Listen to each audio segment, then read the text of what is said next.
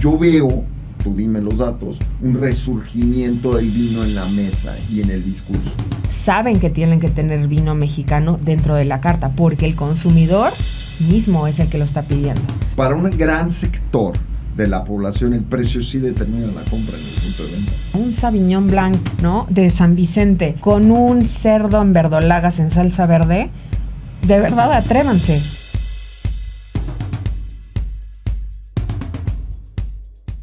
Hola, ¿cómo están todos? Bienvenidos al podcast de Mercados.0. Yo soy Álvaro Rattinger, muy contentos de recibirlos. Por favor, suscríbanse al canal, síganos. Cada vez la audiencia se hace mayor. Muchísimas gracias por participar. Al final del día esto es para ustedes. Entonces, entre más suscripciones, entre más likes, entre más comentarios, más grande se hace la comunidad. Y todos tenemos una comunidad donde podemos discutir temas importantes, donde todos crecemos. Puedo decirles que yo crezco cada vez que tenemos uno de estos podcasts y estoy seguro que lo mismo sucede con ustedes. Entonces, muchísimas gracias por estar con nosotros. Hoy está Tere Rodríguez. Ella es directora de comunicación del Consejo Mexicano Vitivinícola, es decir, los que se encargan de hacer el vino en este país. Ella es comunicóloga, maestra de estudios internacionales, tiene un diplomado en gastronomía y además es sommelier. O sea que yo lo único que estaría esperando es que en este podcast hubiera vino, pero ya vi que no hay vino, nada más hay agua. Ahorita buleo un poco más a Tere con esto. Ella ha sido periodista de gastronomía hace más de 20 años. Creo que ese es por lo que la gente te conoce más, francamente. Has generado una cantidad de contenido alrededor del vino. Creo que tenemos en común al buen Eddie Warman, que es un gran amigo. Sé que es un gran amigo tuyo, es un gran amigo mío. Pues feliz de que estés con nosotros, Tere, platicando de una industria tan importante para México, que es la producción del vino. Sí, no, hombre, yo encantada de venir a enamorarlos del vino mexicano, ¿no? Entonces, aquí es estamos. Cierto, porque esto hay que ponerlo en el marco de que hoy vamos a hablar del vino mexicano. Y yo empezaría porque nos compartas cuáles son las zonas donde se produce vino, porque mucha gente lo tiene ubicado como probablemente Coahuila, probablemente un poco más hacia Ensenada y ya, pero la realidad es que la huella de vino en México es enorme.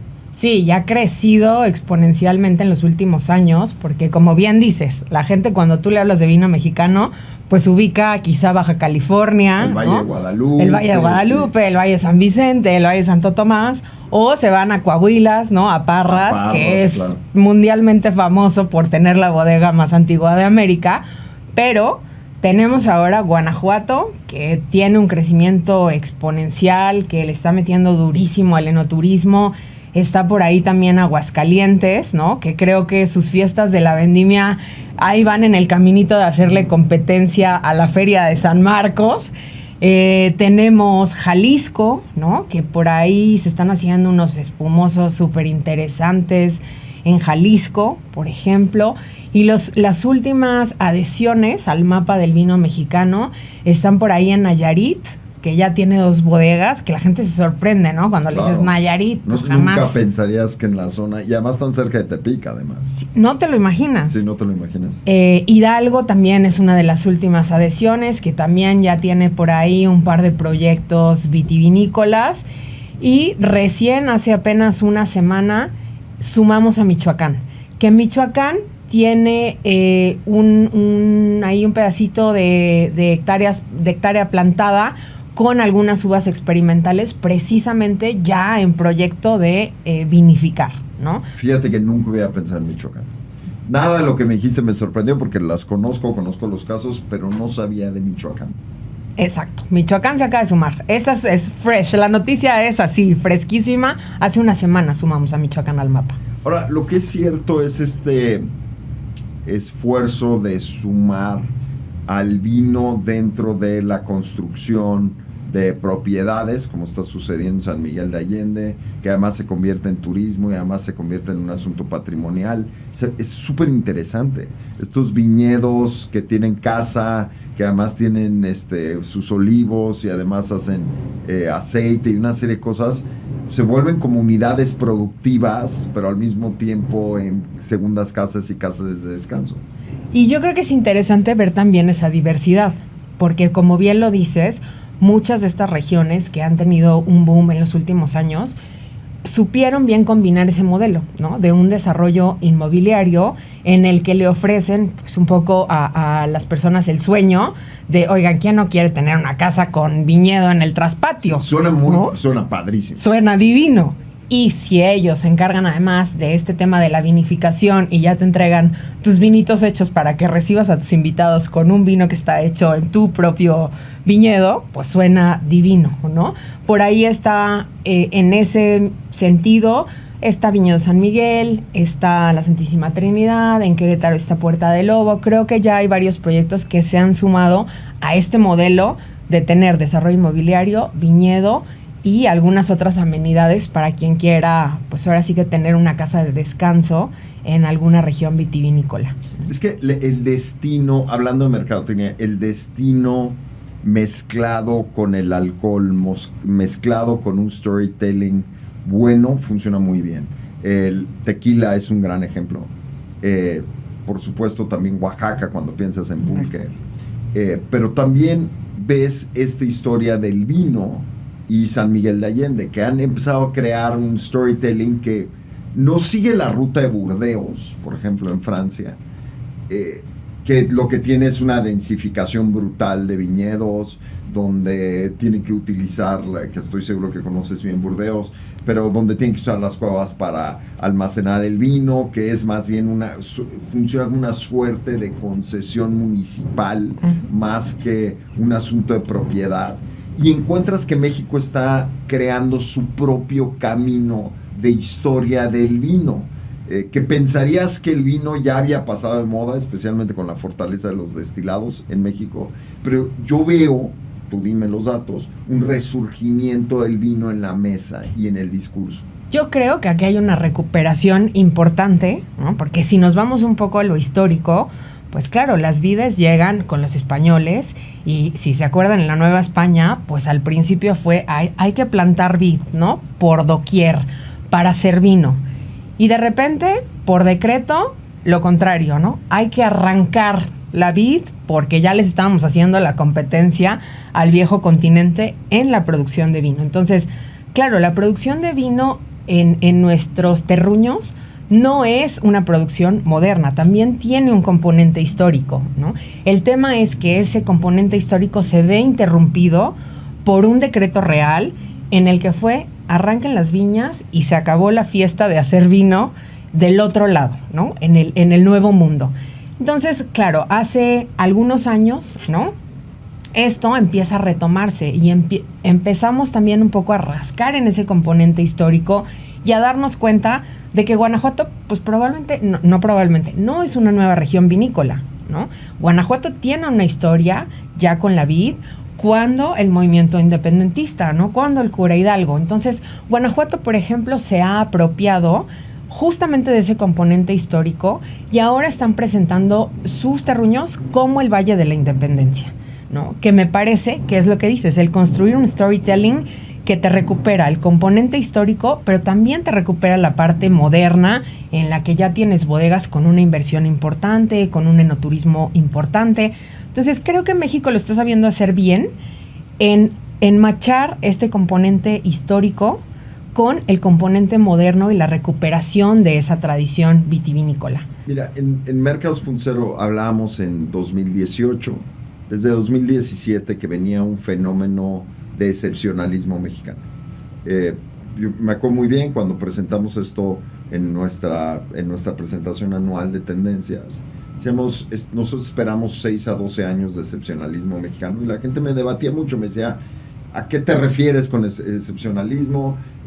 Va a ser una suerte de excepcionalismo norteamericano el que nos dio el Empire State Building, el Golden State Bridge, etc.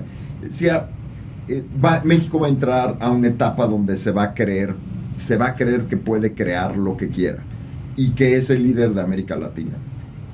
Llega la pandemia, de algún modo interrumpe este proceso, pero empezamos a ver ciertas pinceladas de un país que está diciendo me puedo autodeterminar y puedo crear mi propia historia y puedo rescatar del pasado lo que me convenga rescatar. Y un muy buen ejemplo de excepcionalismo es justamente el vino. Cuando encuentras casas como de cantos en el Valle de Guadalupe que utilizan un sistema de gravedad para generar el vino, que estoy seguro que lo conoces muy bien, Tere, y una historia y un lugar donde puedes estar. Estos nuevos hoteles que están abriendo en Valle de Guadalupe, que son de ultra lujo, que te pueden estar costando $1,200 la noche, donde realmente es la experiencia del vino. No es este tema tan, de algún modo, tan campestre con el que se originó Valle de Guadalupe, que es precioso, un poco basado en Napa Valley, sino es una historia diferente, es una historia hasta de lujo asociado al vino. Sí, yo creo que aquí, yo te doy la razón, yo creo que en general la marca México, ¿no? Es algo que está en tendencia, y no solo en el vino, ¿no? Creo que aquí hay varios componentes que suman, y por ahí pueden leerlo en medios internacionales que México está hot en cuanto a arte, ¿no? Es uno de los países que medios internacionales han destacado para venir a vivir experiencias artísticas. México está hot en cuanto a gastronomía, ¿no? Hoy tenemos la nota de las estrellas Michelin, y que si sumamos todo el componente, ¿no? Y como marca México de las ciudades. Porque los norteamericanos de repente, y los europeos y los sudamericanos de repente quieren vivir en la Ciudad de México porque está padre vivir en la Roma, o en la Condesa, o en la Nápoles, o en la zona de Providencia en Guadalajara, o en Monterrey, o en Ciudad del Carmen. O sea, esto no es un asunto exclusivo de las grandes urbes, es un fenómeno, me parece, nacional. Estoy de acuerdo, y creo que podemos aprovechar, y que la industria vinícola ha sabido aprovechar bien este foco internacional, ¿no? Que hoy nos está trayendo México, sus tradiciones, su cultura, su gastronomía como país. Entonces, el enoturismo, yo te puedo hablar de que ha tenido un boom tremendo en los últimos años, porque quien haya ido a las regiones de tradición vitivinícolas, ¿no? Hace 20 años, a lo mejor se encuentra con un Parras muy distinto, o con un Valle de Guadalupe muy distinto al que hoy, como tú dices, les ofrece experiencias de lujo, les ofrece restaurantes con una cocina de talla internacional, ofrecen hospedajes singulares, ofrecen realmente experiencias únicas, ¿no? Y replicables, que te hacen enamorarte del propio terruño y del vino, porque también una cosa es cierta, y yo no sé si a ti te ha pasado, ¿no? Cuando visitas una bodega y estás en la experiencia de degustación y la estás pasando lindísimo, te quieres llevar eso atesorado en la memoria, pero también es cuando te agarras a comprar vinos porque quieres después recordar y descorchar en tu propia casa y contarle a tus amigos lo que viviste en esa experiencia de viaje, ¿no? Enoturística. Ahora, no solo México está persiguiendo ser más relevante. Cuando ves lo que está pasando en Francia, cuando ves lo que está pasando en España con respecto al vino, en algunos países de Sudamérica, ves presión en el mercado. Hay mucha competencia. ¿Está México a la altura? Yo creo que México está a la altura, y lo que primero destacaría y que hace una gran diferencia es hoy España, Francia, está teniendo una situación en el que la oferta está superando a la demanda del mercado interior, ¿no? No es un secreto, todos sabemos que Burdeos está, por ejemplo, arrancando algunas hectáreas, ¿no? Replantando y cambiando el cultivo de uvas tintas por uvas blancas, que hoy son la tendencia en el mercado, va hacia ese tipo de vino. Y México, la ventaja que tiene es que tenemos 34% del mercado interno, o sea, 1 de cada 3 vinos que se consumen en México, que se consumen en los centros de consumo, es mexicano. Entonces, todavía tenemos campo para crecer. Nuestra oferta, ¿no?, da abasto a la demanda, e incluso una de las preocupaciones o de las ocupaciones del Consejo es aumentar el número de hectáreas plantadas para poder satisfacer esa demanda futura, porque si consideras que en México más o menos el consumo per cápita anda en 1.3 litros, todavía tenemos mucho para crecer. ¿Qué marcas de vino están haciendo las cosas bien en México? Pues mira, yo creo que yo te hablaría más de regiones que pueden ser punta de lanza o referente que de marcas aisladas, ¿no? O sea, creo que, por ejemplo, Baja California es una región a la que podemos ver como una región ya madura, ¿no? Que ha sabido entender el tipo de enoturismo que quiere ofrecer, que ha comunicado bien su mensaje, que sigue siendo o representando, ¿no?, el 70-75% de la producción de vino en México, y que además tiene un calendario de actividades bien atractivas para que los amantes del vino no solo vayan en fiestas de la vendimia, ¿no?, sino que vayan en otros momentos del año a vivir otro tipo de experiencias en los viñedos o con el vino. Ahí está el Festival del Vino Nuevo y las conchas, por ejemplo, ¿no? Por ese lado yo creo que Baja California es punta de lanza en cuanto a enoturismo y en cómo se ha ligado la gastronomía al vino, ¿no?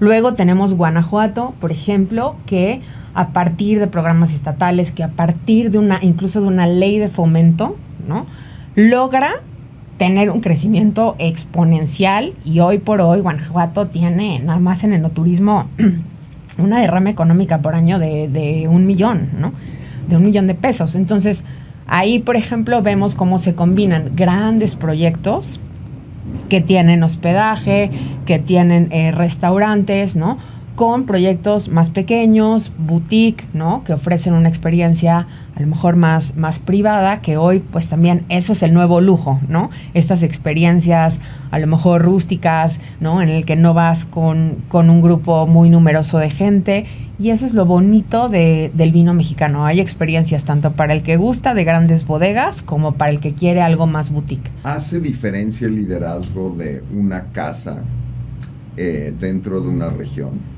Yo creo que definitivamente. ¿Por qué? Porque al final creo que muchas de las regiones han entendido que necesitamos ser una industria unida. Entonces te pongo el ejemplo de Coahuila, ¿no? Si tú en Coahuila le empiezas a preguntar a las bodegas pues de reciente creación, ¿no?, de quién recibieron apoyo, ¿no?, muchas te van a referir a Casa Madero, ¿no? Y muchas te van a referir a Paco Rodríguez, que es pues el enólogo quizá más reconocido en Coahuila, porque trabajó para Casa Madero, sigue asesorándola, y entonces Paco Rodríguez se ha encargado de asesorar también a Don Leo, también Hacienda Florida, ¿no? Porque además la realidad es que Casa Madero es muy bonito, es un lugar muy bonito para los que no han podido ir. Les recomiendo que vayan. Es un destino por sí solo en Parras. Que es un lugar alejado, no es un lugar al que normalmente irías, pero que muy bien vale la pena darse la vuelta, ¿no? Tiene todavía este sabor de salir de la ciudad a ver un viñedo. No, y además, bueno, a ver, el privilegio de estar en la casa más antigua de América, ¿no?, con producción ininterrumpida, creo que es algo que vale totalmente la pena tenerlo en el bucket list. Sí, es algo que si no han hecho, pues yo les diría que en términos de zonas de producción de vino en México es inevitable pensar en Parras. Y por supuesto Valle de Guadalupe. Y en Valle de Guadalupe, ¿cuál ha sido el rol de este liderazgo de estas casas que están más preocupadas por la industria necesariamente que por sí solos, porque son un poco entregadas, hay que decirlo? Al final creo que estas casas que están haciendo por la industria ya entendieron que para generar una marca México nos tenemos que vender afuera, no solo como una región, ¿no?, sino como un país con una diversidad de etiquetas, de oferta, de terruños, porque al final, si te vas a los referentes históricos, ¿no?, a los que nos llevan varios siglos de experiencia en la elaboración del vino, pues todos sabemos que hay muchas regiones en Francia, muchas regiones en España, y eso lo hace un destino atractivo, ¿no?, porque como turista, como experto, prefieres ir a un destino donde vas a probar esta diversidad de etiquetas y donde hay para todos los gustos. Entonces creo que al final los grandes actores de la industria ya entendieron eso. El tema de que si somos una industria unida y si nos presentamos al mundo como esa industria unida que tiene diversidad de terruños, que tiene diversidad de etiquetas, es mucho más fácil atraer los ojos del exterior a que vengan y se animen a conocer diferentes regiones y a probar varias etiquetas que jalando la carreta solo desde una bodega, ¿no? O desde un solo valle. Que un poco esa es la intención de haber generado una marca colectiva, ¿no? La idea detrás de la marca colectiva Vino Mexicano, que tenemos registrada ante el INPI desde 2020, ¿no? Es precisamente esa, que afuera la gente pueda entender e identificar que existe una marca Vino Mexicano y que agrupa, ¿no?, a todas estas regiones. Y cabe cuando eres consumidor de vino, cuando te gusta el vino entiendes que caben todas las marcas, caben todas las etiquetas y francamente caben todos los países, porque el mejor vino es el que te gusta. Por supuesto hay gente que sabe mucho de vino y es muy conocedora y se sentará a la mesa y pedirá un vino muy especial, muy caro, yo qué sé, pero la mayoría de los consumidores, que estoy seguro son como yo, pues piden el vino que les resultó agradable, que les gustó, que son además muy funcionales, ¿no? No me dio dolor de cabeza, o no me cayó mal, o le gusta a mi esposa y a mí, ¿no? Yo procuro pedir botellas de vino cuando pido vino que sé que le van a gustar a mi esposa, porque entonces lo vamos a disfrutar juntos. Entonces no busco necesariamente la botella de vino que tal vez me gustara a mí, insisto, no soy un gran conocedor, pero busco un vino que sea más afrutado, mucho más ligero, porque sé que le va a gustar a ella, y si le gusta a ella, la experiencia es compartida y por ende lo voy a disfrutar más. Entonces, en ese orden de ideas, pues no vale la pena estar compitiendo al momento de una elección de botella de vino como marcas. Conviene que más bien la selección se quede dentro del país, tal vez, y que digas, bueno, voy a escoger dentro de los vinos mexicanos.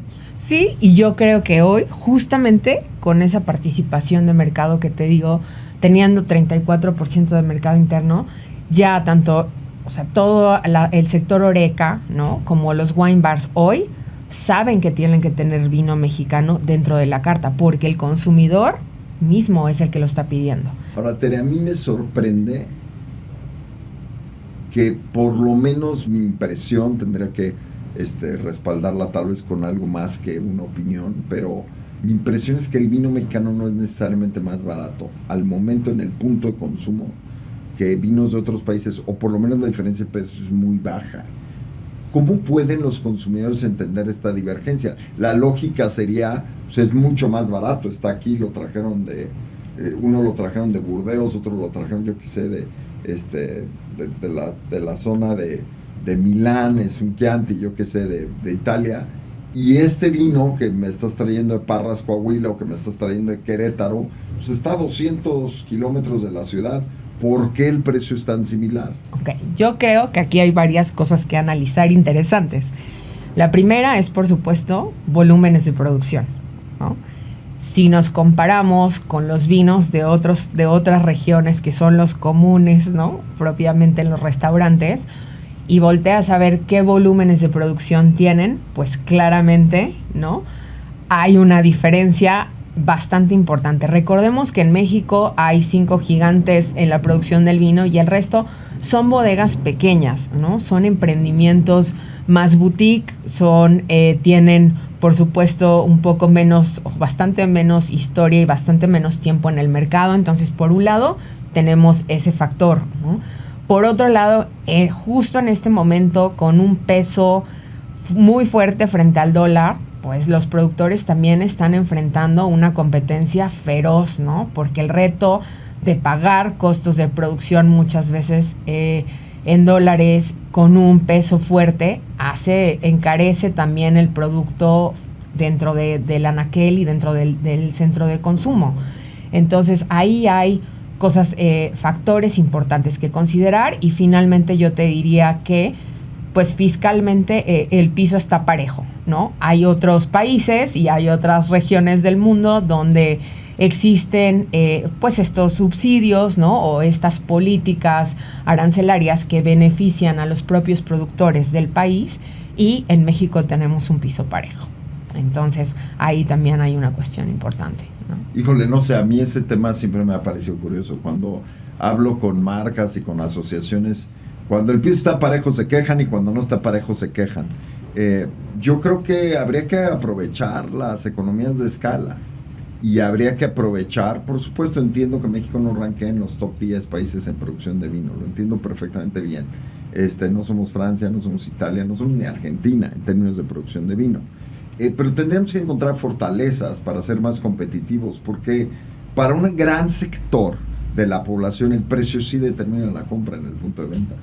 Y cuando yo te presento un vino mexicano, un vino francés, la percepción del consumidor es, es un vino francés, que tú y yo sabemos que eso no quiere decir nada. Exacto. Porque pues, al final el mejor vino es el que te gusta, pero en percepción del consumidor el precio sí manda, y la expectativa de que el precio fuera menor o fuera más competitivo de un vino mexicano, pues sería ideal. Ahora, en contraste, pues también tenemos grandes vinos que tienen que corresponder en términos de precio, no sé, un único de Santo Tomás, yo qué sé, van a ser vinos que están en la gama alta de precios. ¿Qué haces como industria para enfrentarte a la realidad de, pues no podemos competir por precio, pues más vale que compitamos entonces por atributos o por reputación, o cómo le vamos a hacer? Y yo creo que estamos compitiendo por atributos, por reputación, y porque la gente ya entendió o está entendiendo que es un sector en desarrollo, ¿no? Que tiene mucho potencial y que a la larga vamos a ver esta competitividad también en precios. Hoy también te podría decir que hay varias líneas, ¿no? de bodegas entry-level que les compiten, ¿no? A estos precios que a lo mejor podemos pensar en como más competitivos de vinos de afuera. Pero creo que sí, la gente con esta preferencia por el vino mexicano y por lo que ellos mismos han determinado en participación de mercado, está entendiendo que o está apoyando, ¿no? A la marca vino mexicano en el consumo. Mira, yo creo que hay mucho que hacer. Te soy franco. Cuando veo industrias mexicanas que tienen potencial, la del vino es una que me parece que puede competir, que puede hacer, pero que también hay que ensuciarse las manos. Si tenemos que conseguir algún tipo de concesión de parte del gobierno, tendremos que buscarla, y probablemente no lo estamos haciendo con la agresividad que lo necesitamos. Un francés toma vino prácticamente en cada comida, tiene un consumo más alto de vino, pero también porque el vino es más barato. En México el vino mexicano ha buscado ubicarse en un segmento de mercado medio alto, más novista, más el vino es el vino, cuando en Italia o en Francia o inclusive en Argentina es mucho más un acompañamiento. Y también hay una serie de productos que van alrededor de eso. No solamente es el vino de mesa tinto, sino los vinos espumosos, los rosés, este momento de consumo cuando hace calor, que es algo muy francés, muy de la Costa Azul. Eso yo no lo veo en México. Veo un discurso monolítico hacia el vino tinto, y una historia de vino de mesa un poco subida de tono, de bueno, yo tomo vino y entonces me paro el cuello. Así no vamos a salir adelante. Mira, tienes razón. Hoy ese consumo per cápita del que estamos hablando, del 1.3 litros, en realidad está concentrado en el decil más alto, ¿no? De la población. ¿Qué estamos haciendo? Un poco hacer campaña para que el vino derrame hacia los deciles, ¿no? que vienen, un poco esta parte de hacer el vino accesible a otros mercados, ¿no? A gente más joven, ¿no? A gente con otros poderes adquisitivos. Y en esa medida creo que las bodegas también han empezado a ver otros mercados que pueden atacar con un tipo diferente de propuestas, ¿no? Y por ahí viene la tendencia del vino en lata, ¿no? Creo que vamos un poco de gane con este tema que decías de, sí lo he escuchado por aquí y por allá muchas veces, que la gente, no, el mejor blanco es un tinto, ¿no? Sí. Creo que en general la pandemia cambió nuestra forma, de los que ya consumen, ¿no? De ver el vino, de experimentar con otros vinos. Sí tenemos un crecimiento, ¿no? En el consumo de vinos blancos, de vinos espumosos. Yo no sé, aquí me voy a atrever porque no tengo los datos, ¿no? Pero siento que la pandemia nos dio como esa percepción de el mundo se va a acabar. Entonces ya descorchas espumoso que tenías guardado para una ocasión súper especial, porque este es el momento, ¿no? De aprovechar y de vivir. Muchos de los canales digitales se vieron rebasados durante la pandemia, ¿no? Con las compras en línea de vinos, y eso me parece interesante y me parece que es un fenómeno que habla también de estas nuevas tendencias, ¿no? Y de encontrar nuevos mercados y nuevas formas de hacer llegar el vino mexicano al público. Yo creo que hay que democratizar el producto donde sea posible democratizarlo. Evidentemente hay barreras de edad y hay temas de legislación que se tienen que cumplir, pero claramente el vino mexicano tiene mucho espacio para democratizarse. Tendría que tener una variedad de productos, tendría que poder estar presente en otros momentos, tendría que tener una mayor inteligencia de lo que quiere decir el maridaje dentro de la comida mexicana, que dicho sea de paso, es inexistente. Hablábamos de las estrellas Michelin y cómo se las entregaron a una taquería en México, y ese es el mejor ejemplo. Pues no hay un esfuerzo de maridaje con la comunidad verdaderamente mexicana. Sí lo hay en el sector más alto, ¿no? En la comida gourmet mexicana, de la alta cocina mexicana, sí hay un esfuerzo de maridaje. Igual al mismo tiempo que la hay con los destilados. Pero cuando tú ves la cocina del día a día mexicana, no hay un esfuerzo de la industria de encontrar un punto de encuentro. No lo ves pareado con unos tacos, o no lo ves con unos tacos de calle. Mientras, y todos los que me pueden estar escuchando me dicen, ¿de qué hablas? Esto es, cuando sale el Beaujolais Nouveau en Francia, se convierte en un espectáculo en la ciudad, porque todos los restaurantes lo tienen. La comida que tomes es esta primera cosecha, y todo el mundo toma el vino. No es el mejor vino, no, bueno, me imagino que no es el mejor vino para muchos. A mí me gusta mucho un vino muy fresco de verano, joven, que te comes con lo que tú quieras en ese momento, ¿no? Y con comida de calle. O sea, puede ser desde uno de sus un croque madame, un croque monsieur, que es una comida muy común en Francia. Lo mismo sucede en Italia, lo mismo sucede en España. Entonces son estas cosas que a mí me rompen cuando hablamos de marketing. Queremos que el producto sea masivo, pero lo ubicamos en un segmento que no es masivo. Entonces, híjole, ahí me pierdes. Entonces, si queremos mejorar la posición del vino mexicano, pues tendremos que empezar por realmente tener un esfuerzo de democratización. En ese sentido, justo desde el año pasado ya se celebra el Día del Vino Mexicano. No sé si sabías eso. Sí, en sí, México, 7 de octubre.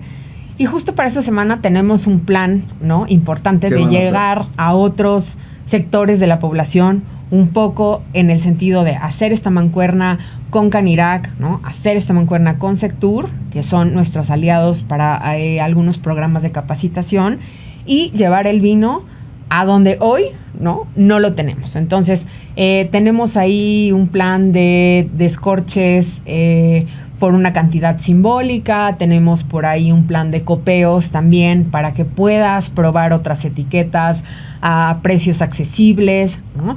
Ya estamos surgiendo todo un plan para la Semana del Vino Mexicano, que la idea es justamente esa, acercarnos a los centros de consumo donde probablemente hoy la mayoría de la gente diría, pues no suelo descorchar un vino o abrir un vino en una taquería, ¿no? Entonces, la idea es un poco empezar a explorar justo lo que dices. Con un buen vino tinto, o sea, de verdad no es broma. Muy bien. Oigan, unos tacos de cochinita con un vino rosado, es que es uno de los maridajes que te mueres. Sí. Tacos de cochinita. Sin mucho habanero, porque entonces ahí ya... Bueno, es que el habanero mata todo. Nuestro tema son las salsas, ¿no? Cuando el picor se va demasiado arriba, pues un poco matas todo. Sí, el habanero en particular, a mí me gusta mucho el habanero, pero sí es un sabor muy dominante. Pero un chile de árbol podría jalar bien con un buen vino, si pides el vino bien. Ahí nos tendremos que sentar con Eddie para que nos diga cuál es el maridaje correcto contigo, y tú me dirás, pide este o este. ¿Qué recomendación le darías a la gente para acercarse al vino? Que en primer lugar no tengan o no esperen a descorchar una botella hasta que sea una ocasión especial, ¿no? Creo que podemos experimentar con los vinos de entry level para las comidas del día a día. Yo les diría lo mismo que hablamos ahorita de la cochinita, un Sauvignon Blanc, ¿no? De San Vicente, con un cerdo en verdolagas en salsa verde. De verdad, atrévanse. Es que es una cosa que es un guiso de todos los días en las casas mexicanas, y cuando lo pruebas con una copita de vino, te mueres, porque la acidez que tiene ese Sauvignon Blanc con la salsa verde del cerdo en verdolaga, y creo que al final un poco el tema, el aprendizaje del vino es experiencia. Entonces es atreverse a descorchar una botella, a abrirse una lata de vino, ¿no? A sacarle la taparrosca a otra botella y empezar a experimentar esa cocina del día a día con una copita de vino, ¿no? Qué rico llegar a tu casa después de un día de trabajo, de esos que dices, ya, por favor. Y lo mismo, servirte una copa con una quesadilla, con un sándwich, ¿no? Porque a veces tenemos esta concepción del vino de que hay que esperar a que sea una gran comilona, una gran ocasión, a tener invitados para descorchar o para abrir esa botella que tenemos guardada. Y yo te diría hacer más publicidad. Dentro de los marcos legales y los límites, hay una razón por la cual todo el mundo se acuerda del Padre Quino. Y es porque es una marca que se atrevió a hacer publicidad de vino. Las casas de vino en México tienen una percepción muy extraña de lo que es publicidad. Es a través de eventos, y es a través de acuerdos, y es a través de eventos muy petit. Entonces, eso es lo que hace, tratar de hacer esfuerzos de mercadotecnia muy BTL. Funcionan muy bien, pero no logras mover la aguja en masa crítica. Y esa creo que es la gran diferencia con los grandes países productores de vino, empezando por Estados Unidos, que es un gran productor de vino. Tienen esta capacidad de meter mercadotecnia sin miedo. Y lo ves en todos los aspectos de la vida norteamericana. Los abogados hacen mercadotecnia, hacen publicidad, los doctores hacen mercadotecnia y publicidad. Aquí es difícil ver un médico hacer algo más que redes sociales. Y cuando hace redes sociales, medio compite con su trabajo diario. En Estados Unidos no tienen ningún empacho en tener un espectacular. Lo mismo es con el vino. Y si no cambiamos esa posición, seguiremos siendo un producto de lujo y de nicho. Y yo creo que el vino mexicano da para más, Tere. Aquí tenemos una cuestión en la que espero que avancemos pronto, y es: muchos países tienen considerado el vino como un alimento, ¿no? Nosotros todavía lo tenemos considerado como una bebida alcohólica, ¿no? Y con las restricciones de una bebida alcohólica, y eso también hace muchas veces que la regulación en publicidad, ¿no?, ponga ciertas trabas, ¿no? Porque hoy por hoy no es posible hacer la publicidad que vemos en otros países. Tere, yo he visto cualquier cantidad de espectaculares de tequila y he visto cualquier cantidad de espectaculares de whisky y de ron, y no veo el mismo esfuerzo de mercadotecnia del vino. O sea, no puede esconderse en ese argumento. O sea, sí hay regulación para promover bebidas alcohólicas. La hay en México y yo creo que es correcta, te soy franco. Porque simple y sencillamente creo que el alcohol tiene que estar en manos de los segmentos correctos y las edades correctas. Esa es mi posición. Pero de que se puede hacer dentro de sus limitantes. ¿Por qué no lo hacen ustedes? Yo te pregunto, ¿cuántos espectaculares hay en la industria de vino en la ciudad? Y los cuentas con los dedos de una mano. Probablemente en el tema de vallas, sí. Claro, sí. Y no solamente en el de vallas, en todo lo demás, en product placement, en eventos, en patrocinios, caramba, se puede patrocinar eventos. Y la industria de vinos sí hace eventos, sí hace unos eventazos, pero para el mismo nicho del que estamos hablando. No son eventos de democratización, seamos francos. Claro, puedes ir a un festival al Valle de Guadalupe y ese sí va a ser democrático, pero es en el Valle de Guadalupe. Lo cual asume que una persona que no conoce vino y no le gusta el vino y que no tiene el consumo per cápita, quieres que compre un boleto, vaya a Valle de Guadalupe y entonces ahí se enamora del vino. Eso no va a pasar, Tere. ¿Hay una visión de cambio dentro de la industria? Yo creo que hay un esfuerzo regional, que es al que tú te refieres en esta parte de ir a un evento de Valle de Guadalupe, y que sí llega gente desde fuera, ¿no? Pero también hay esfuerzos importantes de traer a la ciudad, por ejemplo, a todos los productores, ¿no? Y en ese sentido, creo que también hemos visto una diversificación de eventos que anteriormente solo tenían acceso para la misma gente de la industria, Y hoy te puedo hablar de eventos que llaman a otro tipo de público, en otro tipo de lugares, ¿no? Creo que también el tema de festivales, hemos visto cómo ha crecido, cómo se ha diversificado. Justamente en un par de semanas vamos a tener, va a tener San Luis Potosí, uno de los festivales que sorpresivamente recibe la cantidad de gente que no tienes idea, y están presentes muchas de las bodegas mexicanas. Yo me atrevería a decir que es el principal festival de vino, ¿Cómo se llama el festival? Festival Internacional del Vino, si no mal recuerdo. Y es sorprendente la cantidad de gente que llega, ¿no? Y de todos lados, no solo de San Luis Potosí, no solo del Bajío, y la presencia de bodegas que tienen, ¿no? En Ciudad de México, bueno, yo creo que el calendario, la mitad del año está lleno de eventos de vino, por aquí, por allá. Tenemos el de...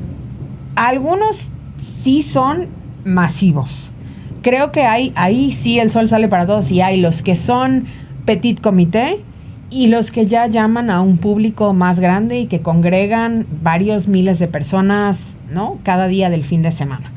Entonces, creo que en ese sentido el esfuerzo está reflejándose en que cada vez hay más festivales para públicos diversos y en diferentes regiones, que ya no tengas que ir necesariamente a Valle de Guadalupe para vivir un festival del vino, ¿no? En forma. Hoy puedes ir a San Luis Potosí, hoy puedes ir a Aguascalientes y sumarte, ¿no? A las vendimias. Hoy puedes ir a Guanajuato. La siguiente semana Guanajuato tiene su tercera semana del vino, y va a ser una cosa que combina academia y ciencia con un congreso propiamente para los productores, pero luego tienen una feria donde se puede degustar, más un evento internacional donde se van a catar vinos de todo el mundo, ¿no? Viene la edición de Concurso Mundial de Bruselas, que es uno de los concursos más prestigiosos en el mundo, a Guanajuato.